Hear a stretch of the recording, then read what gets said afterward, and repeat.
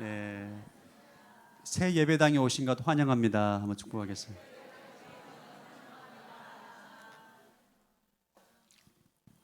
여러분 어떻게 마음에 드십니까? 저희 교회 리더십들과 우리 스태프들이 지난 몇 달 동안 정말 최선을 다해서 준비했습니다. 그래서 여러분이 보실 때 부족함이 있고 좀 미흡해 것이 있으면 여러분 스스로 그것을 메꾸십시오. 할렐루야. 이게 뭐 잘됐니 잘못됐니 뭐 그래 하지 마시고 여러분들이 메꾸시면 돼요. 할렐루야.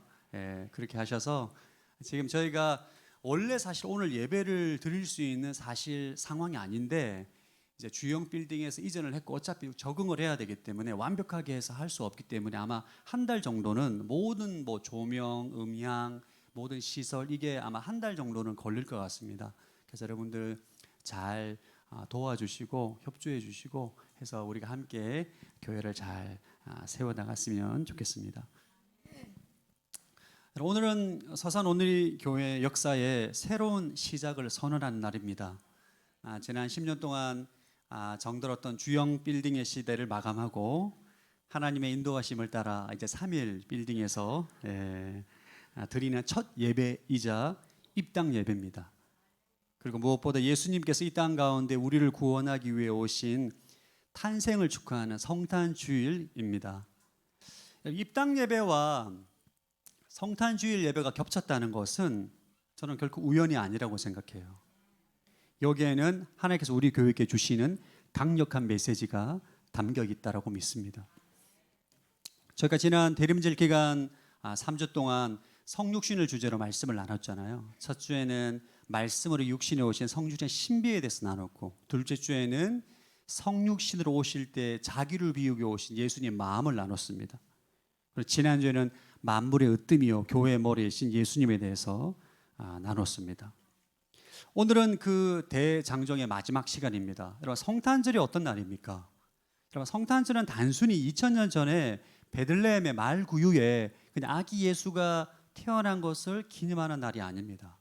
성탄절은 연인들이 데이트하고 가족들이 외식을 하고 선물을 나눠주는 그런 즐기는 날도 아니죠.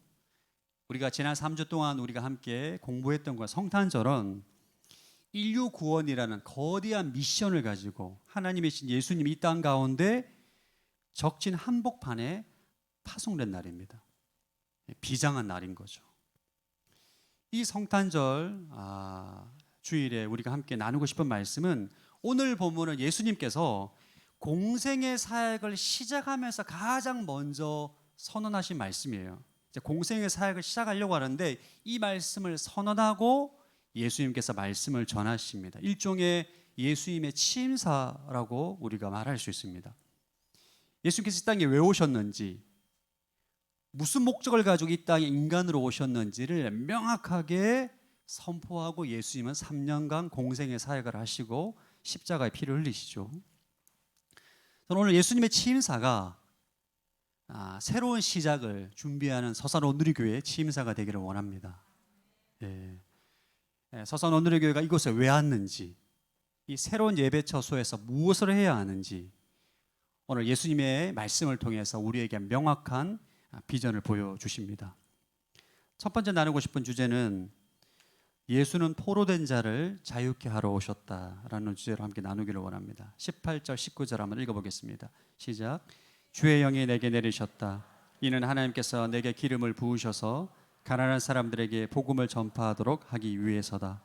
하나님께서는 포로된 사람들에게 자유를, 못 보는 사람들에게 다시 볼 수 있음을, 억눌린 사람들에게 해방을 선포하기 위해 나를 보내셨다. 주의 은혜의 해를 선포하도록 하기 위함이다. 이 말씀은 예수님께서 이사야 61장을 인용하시면서 선언하신 것입니다. 그냥 말씀하신 것이 아니라 이사야 61장에 기록되어 있는 것을 인용하면서 뭐라 말씀한? 나는 포로된 자를 자유케 하기 위해서 왔다. 나는 눌린 자를 해방시키기 위해서 이 땅에 왔다. 이것이 바로 성탄의 진짜 이유입니다.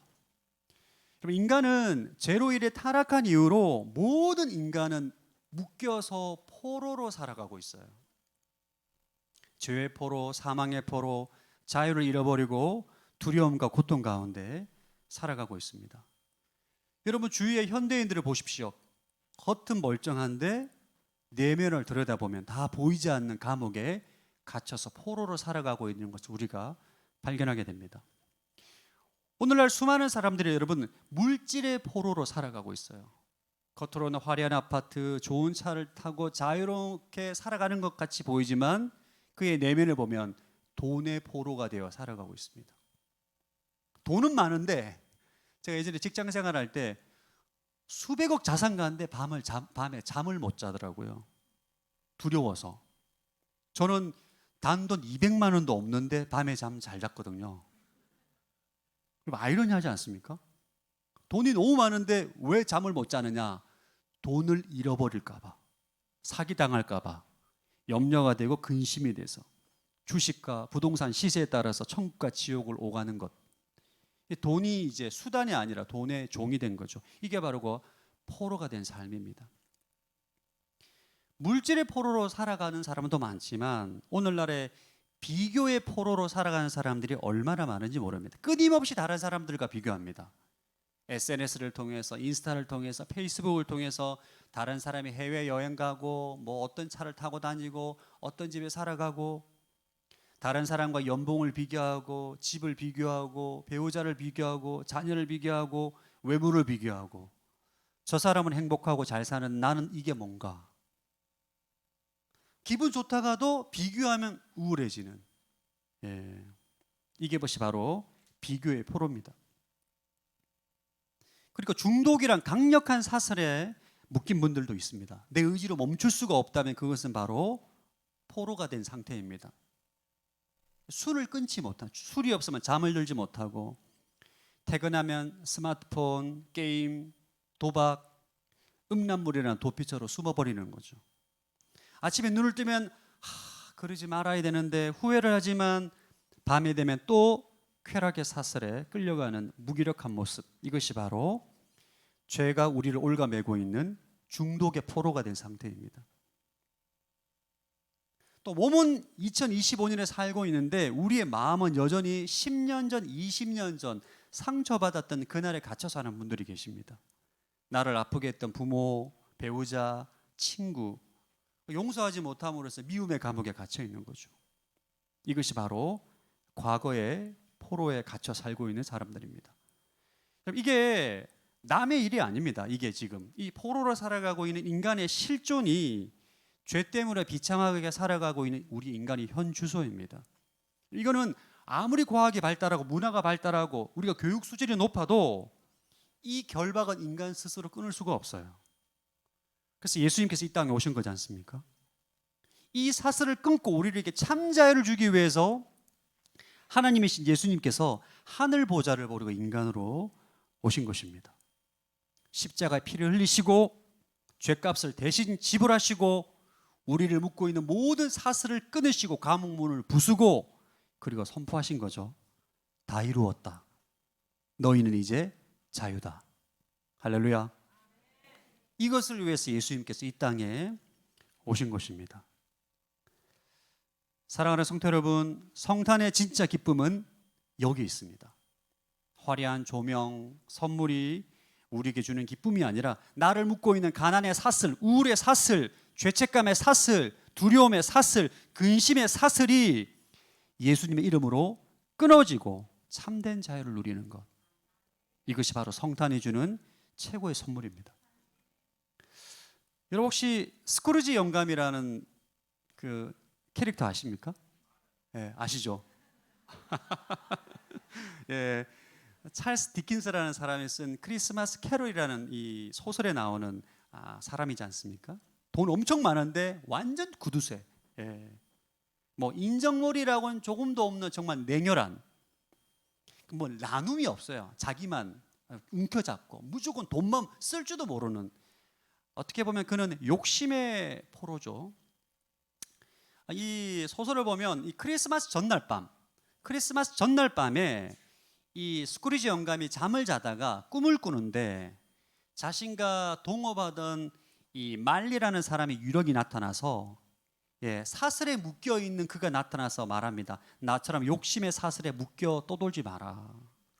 그리고 세 명의 유령이 더 찾아옵니다. 과거의 유령이 찾아와서 스크루지 영감이 순수했던 시절, 젊었을 때 사랑했던 여인을 돈 때문에 떠나보냈던 어리석은 과거를 보여줍니다.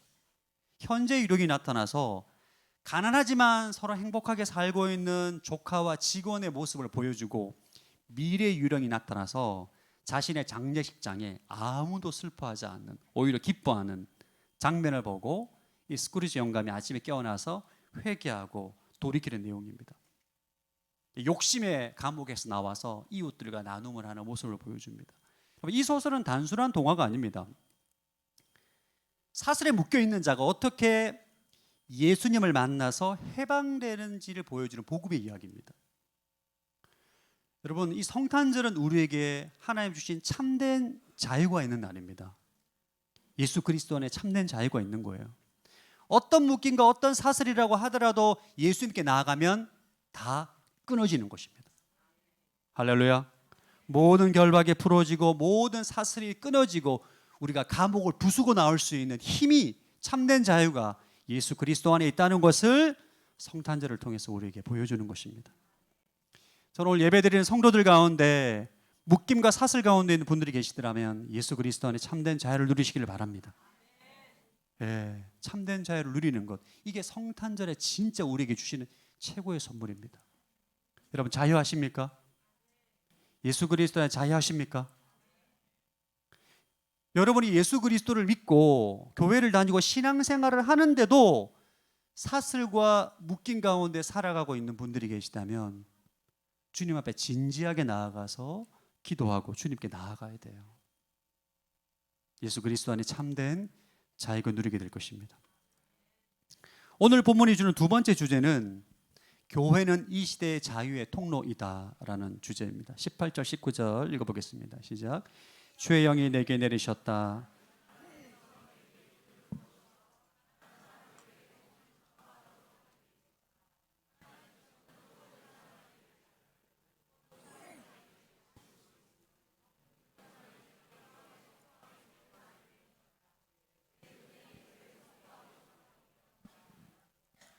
예수님이 이 땅에 오신 이유를 선언하셨죠.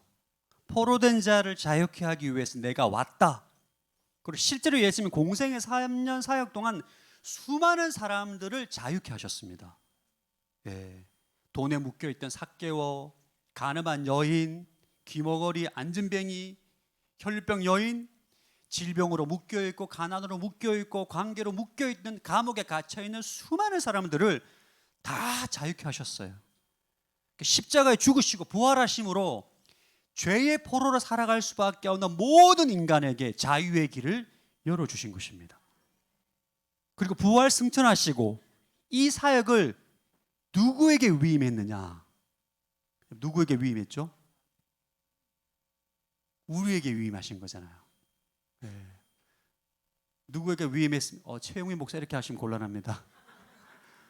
여러분들에게도 위임하시고 저에게도 위임한 거예요.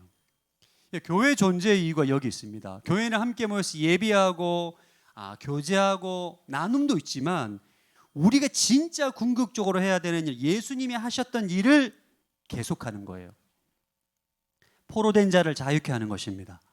이것이 바로 교회의 사명이고 이 시대에 주어진 교회의 역할인 것입니다.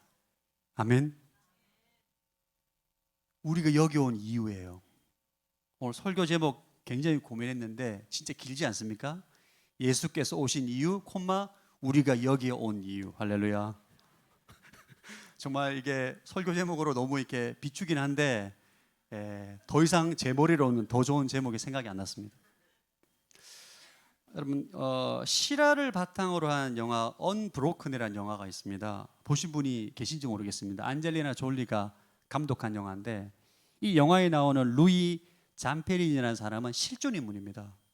이 사람은 올림픽 국가대표 육상 선수예요. 근데 2차 세계대전을 참전했다가 일본군의 포로가 됩니다. 그래서 2년 동안 지옥 같은 삶을 살아요. 고문당하고 학대당하고 전쟁이 끝나고 돌아오게 되는데 그는 여전히 전쟁 포로로 살아갑니다. 밤마다 악몽을 꾸고 특별히 그를 괴롭혔던 사람에 대한 복수심으로 인해서 술에 중독되어 살아가 분노와 미움의 감옥에 갇혀 완전히 망가지는 삶을 살게 됩니다. 그러다가 아내의 권유로 그가 빌리 글레암의 전도 집회에서 복음을 듣게 돼요. 예수님이 십자가에서 자신을 못 박은 자를 용서하셨습니다. 당신도 용서할 수 있습니다. 이 말씀을 듣고 비 오는 날 무릎을 꿇고 예수님을 영접하고 그날 이후로 악몽을 꾸지 않고 평안하게 잠을 자고 자신을 정말 괴롭히고 죽이고 싶었던 일본군을 용서하게 됩니다. 여러분, 오늘날 내면의 상처로 고통받는 수많은 사람들이 예수 그리스도의 복음을 듣고 참된 자유를 누리고 있어요. 이렇게 묶인 자를 찾아가서 복음을 전함으로 그를 자유케 하는 것이 바로 교회의 사명인 것입니다. 저와 여러분이 해야 될 일이에요. 할렐루야. 교회는 내면의 상처뿐만 아니라 실제적인 삶의 문제에 묶인 자도 풀어줘야 됩니다. 오늘 19절에 보면 예수님께서 은혜의 해를 선포합니다. 은혜의 해, 이게 희년입니다. 여러분, 희년 아시죠? 50년마다 희년을 선언하라고 했는데 빚진 자 빚을 탕감해주고 노예를 자유인으로 풀어주는 해가 희년입니다. 현대판 노예 무엇일까요? 오늘날에도 노예가 있습니다. 현대판 노예 뭘까요? 빚의 노예입니다. 오늘날 수많은 사람들이 이 빚 때문에 꿈도 포기하고 미래도 포기하고 노예처럼 살아갑니다. 몇몇 깨어있는 이 교회들이 이 말씀을 실천하기 위해서 부채 탕감 운동을 지금 벌이고 있습니다. 성탄절 헌금과 부활절 헌금을 모아가지고 빚 때문에 고통받는 이웃의 채권을 사서 채권을 소각해버리는 거예요. 할렐루야. 비톡 쪽에 시달리는 어떤 가장이 당신의 빚이 소각되었습니다 라는 편지를 받고 펑펑 울었다는 이야기가 있습니다. 이게 진짜 교회의 모습이 아닐까 싶습니다. 이 시대에 묶인 자를 풀어주는 자유의 통로, 이것이 바로 우리 교회의 사명인 것입니다. 우리가 매년 겨울에 하는 엔젤트리도 동일한 사역입니다. 이게 단순히 선물을 주는 것 같처럼 보이지만 경제적으로 어려움을 겪은 이웃들에게 우리가 선물을 통해서 이 메시지를 전하는, 당신은 혼자가 아닙니다. 예수님은 당신을 사랑합니다. 이 메시지를 선물과 함께 보내는 거잖아요. 그럼 그의 마음을 짓누르고 있는 절망의 무게를 덜어주는 거룩한 사역인 것입니다. 할렐루야. 이렇게 설교하면 엔젤트리가 경쟁이 치열해져 가지고 하고 싶어도 할 수 없는 그런 역사가 일어나게 될 줄로 믿습니다.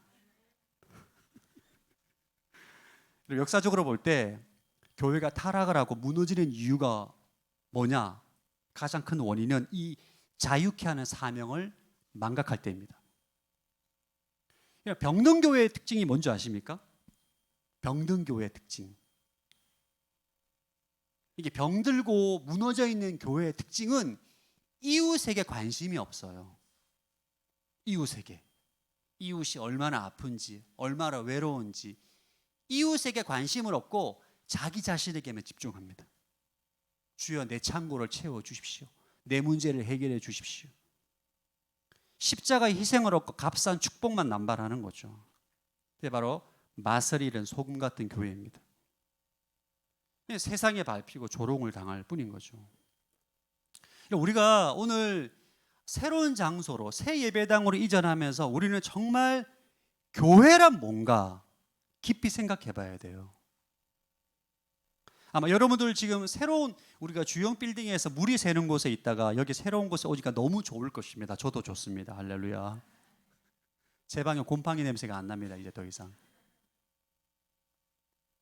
근데 하나님께서 우리를 이런 새로운 예배 처소로 진짜 이전하게 하신 이유가 뭘까? 단순히 건물이 낡아서, 엘리베이터가 없어서, 주차장이 협소해서, 더 좋은 환경에서 예배를 드리기 위해서 이전하게 하셨을까? 물론 그 이유도 있겠죠. 그러나 진짜 이유를 우리가 알아야 돼요. 이번에 우리 이전하면서 많은 비용이 소요됐습니다. 많은 재정이 소요가 됐는데 왜 제가 우리 서울에서 오신 우리 그 리더십들한테 이 지역을 소개할 때 제가 이렇게 얘기해요. 이 지역은 서산의 명동이다. 그러니까 이해하시더라고요.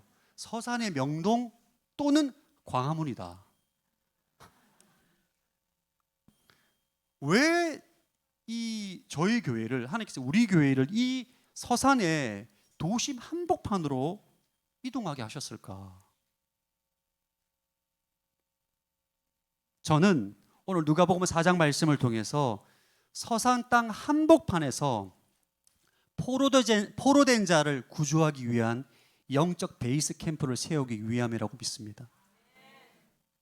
이 새로운 처소에서 포로된 자를 자유케 하고 눈먼 자가 눈을 뜨게 하고 억눌린 사람을 해방시키기 위해서 우리를 중심가로 이전하게 하신 줄로 믿습니다. 우리가 왜 이곳에 왔나? 이곳에 와서 우리가 무엇을 해야 되는가 하실 때 누가복음 4장 말씀을 기억해야 돼요. 저는 작년 12월에 서산 온누리교회를 부임을 받고 주님 주신 말씀이 바로 오늘 나눈 누가복음 4장 18절 19절 말씀입니다. 자, 여러 번 나눴죠. 네. 와서 무엇을 해야 됩니까? 저의 모든 목회 방향은 누가복음 4장 말씀으로 모든 목회 방향을 정하고 있고 앞으로도 그렇게 나갈 예정입니다. 그래서 전 여러분들이 이 예수님의 취임사가 우리 온누리교회에, 서산 온누리교회의 취임사로 붙잡게 되길 바랍니다. 네. 포로된 자를 자유케 하는. 먼저 여러분들이 예수 그리스도의 참된 자유를 누리십시오.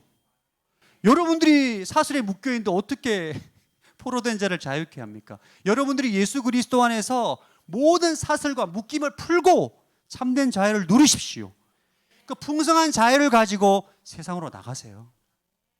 여러분 주위에 사슬에 묶여있는 사람들이 얼마나 많습니까? 여러분의 가정에서, 직장의 삶의 현장에서 포로된 자를 찾아내십시오. 자유를 잃어버린 사람들을 발견하시고 그들의 아픔이 뭔지 듣고 복음을 전하고 때로는 교회를 초청해서 그들에게 참된 자유를 선물하는 것입니다. 이건 인간의 노력으로 안 됩니다. 우리가 노력한다고 해서 사슬이 끊어지는 게 아니에요. 예수 그리스도 안에서 사슬이 끊어지고 감옥문이 무너지는 것입니다. 이번 성탄절 전도 집회 홀리나잇이 그 현장이 될 줄로 믿습니다. 예, 포로된 자를 초대하는 거잖아요. 사슬에 묶여 있는 자, 그들을 초대해서 우리가 예수 그리스도를 선물하고 그들이 그리스도 안에 참된 자유를 누릴 수 있도록 진짜 선물을 주는 거예요. 진짜 선물. 진짜 선물을 그들에게 줌으로 정말 그들이 참된 자유와 행복을 누릴 수 있는 그런 시간이 될 줄로 믿습니다. 어제 설교 말씀을 준비하는데 주님께 저에게 좋은 장소를 주셨잖아요. 카페를 보니까 너무 예쁜 거예요. 갑자기 카페 이름이 생각이 났습니다. 카페 주빌리. 주빌리가 영어로 희년이라는 단어입니다. 그러니까 이곳에 오면 모든 묶임이 풀리고 사슬이 끊어지고 참된 자유를 누리는 카페. 자유 카페 너무 촌스러운 것 같아요. 카페 자유 아닐 것 같아. 너 싫어할 것 같아. 그래서 카페 주빌리.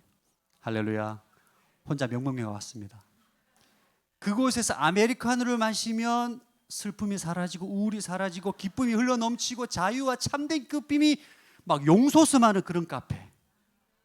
관계가 묶여있고 배우자와 싸워서 우울하고 절망 가운데 있는 사람들이 와서 아메리카노와 라떼를 먹으면서 교제할 때 회복이 일어나고 기쁨이 살아나며 우울감이 떠나나고 분노가 사라지는 자유의 진원지 카페 주빌리 많이 이용해 주시기 바랍니다. 어제 제가 설교 준비하다 제가 우리 카페팀에게 이름을 줘달라고 아무리 얘기했는데 이름을 안 줘주는 거예요. 그래서 제가 오늘 선포한 카페 주빌리. 할렐루야. 자유를 제가 여러 물어봤는데 자유 카페는 아니라고 하더라고요. 그건 정말 아니라고 해서 카페 주빌리로. 여러분 저희는 이 교회가 정말 묶인 자를 자유케 하는, 포로된 자를 자유케 하는 그 사명을 감당하는 장소가 되길 바라고, 우리가 여기 왜 왔는가?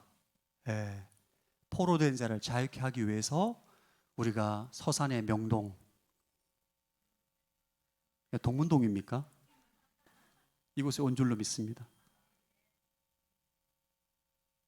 저는 저희 교회가 여러분 쓰임받기를 원해요. 정말 쓰임받기를 원합니다. 정말 죽어가는 영혼들, 사슬이 묶여있는 영혼들, 절망 가운데 고통 가운데 수많은 영혼들에게 정말 생명을 전하고 복음을 전하고 사람을 살리고 자유를 주고 정말 예수 그리스도 안에 참된 생명을 누릴 수 있도록 쓰임받는 교회가 되길 바라요. 아멘. 자, 그렇다면 이 엄청난 사명을 우리가 어떻게 감당할 수 있는가? 포로된 자를 자유케 하고 눈먼 자가 눈을 뜨고 억눌린 자를 해방시키는 것이 우리 힘으로는 사실 불가능합니다. 우리가 장소를 옮겼다고 해서 없던 능력이 갑자기 생기는 게 아닙니다. 예수님도 이 사역을 자신의 개인의 힘으로 하지 않으셨어요. 자, 18절 말씀 읽어보겠습니다. 시작. 주의 영이 내게 내리셨다. 이는 하나님께서 내게 기름을 부으셔서 가난한 사람들에게 복음을 전파하도록 하기 위해서다. 하나님께서는 포로된 사람들에게 자유를, 못 보는 사람들에게 다시 볼 수 있음을, 억눌린 사람들에게 해방을 선포하기 위해 나를 보내셨다. 예수님은 하나님의 아들이심에도 불구하고 육신에 계신 동안 철저하게 성령의 능력에 의지해서 사역을 했습니다. 보시면 하나님께서 내게 기름을 부으셔서 가난한 사람들에게 복음을 전파하도록 하기 위해서, 순서가 기름 부음이 먼저예요. 성령의 기름 부음이 임하고 그리고 복음을 전하고 포로된 자를 자유케 하는 능력이 나타납니다. 하물며 우리는 뭐 오죽하겠습니까? 우리 오늘 입당 예배를 드리는데 우리가 입당 예배를 드리면서 부족한 장비를 보완하고 디자인을 새롭게 하는 것도 중요하지만 우리가 구해야 될 가장 중요한 것은 주님 새로운 처소에 성령으로 기름 부어 주옵소서. 이것이 우리가 구해야 될 가장 중요한 간구일 줄로 믿습니다. 여러분 기억하십시오. 건물이 좋아지고 시설이 좋아진다고 해서 주님이 위임하신 사명을 감당할 수 있는 것이 아닙니다. 오직 성령의 능력입니다. 여러분 아무리 좋은 자동차라도 휘발유가 없으면 고철덩어리입니다. 아무리 좋은 전구라도 전기가 통하지 않으면 빛을 낼 수 없어요. 교회도 마찬가지입니다. 아무리 시설이 좋아도 성령의 임재가 없고 성령의 능력이 없으면 교회는 아무런 능력을, 영향력을 줄 수 없는 것이죠.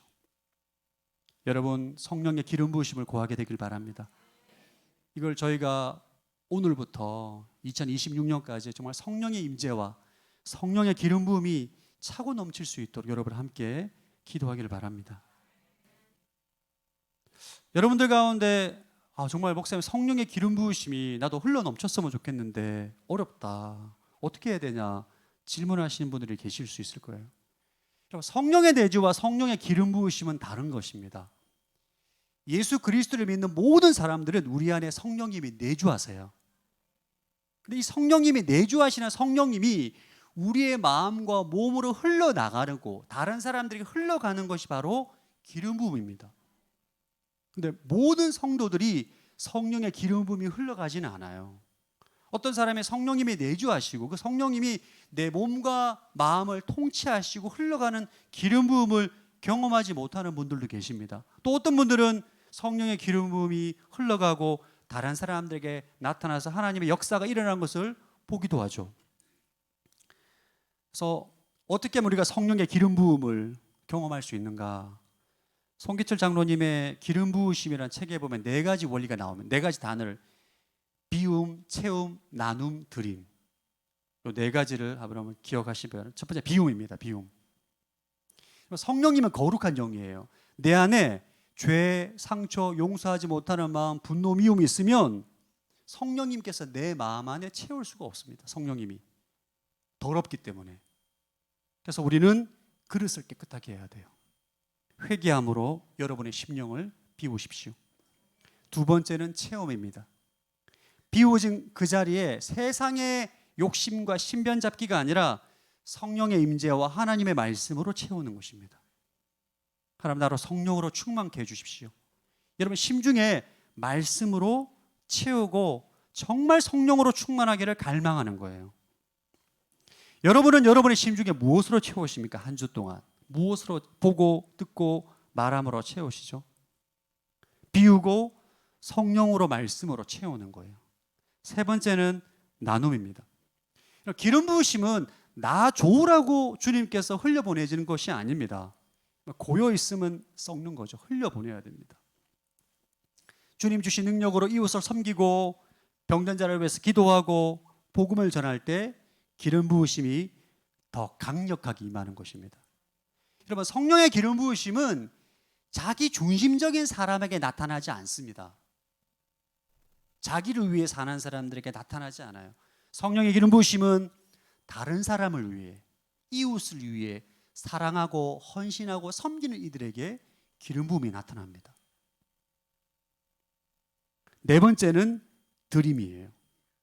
여러분, 성령의 기름 부으심이 나타나면 하나님의 역사가 일어납니다. 포로된 자가 자유함을 얻고 눈먼 자가 눈을 뜨게 되고 갇힌 자가 해방을 얻게 되고 병든 자가 병이 낫게 되고 기적이 일어나는데, 이때 우리는 이 영광을 하나님께 드려야 돼요. 근데 성령의 역사가 나타날 때 그 영광을 인간이 가로챌 수 있습니다. 그래서 비움, 채움, 나눔, 드림, 이게 선순환이 일어나야 돼요. 선순환이. 그러면 기름 부으심이 더욱더 강해지고 흘러감으로 정말 하나님이 쓰시는 사람이 됩니다.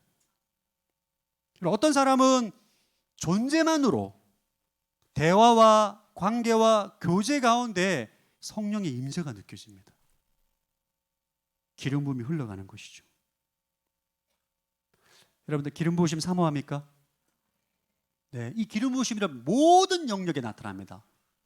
찬양 인도자, 세션, 안내, 성가대, 설교자, 봉사, 카페, 모든 섬김과 모든 사역과 모든 사람에게 이 기름 부으심이 비우고 내 안에 있는 것을 비우고 성령으로 채우고 나눠주고 주의 영광을 올려드리는 사람 가운데 이 선순환이 계속 일어나는 거예요.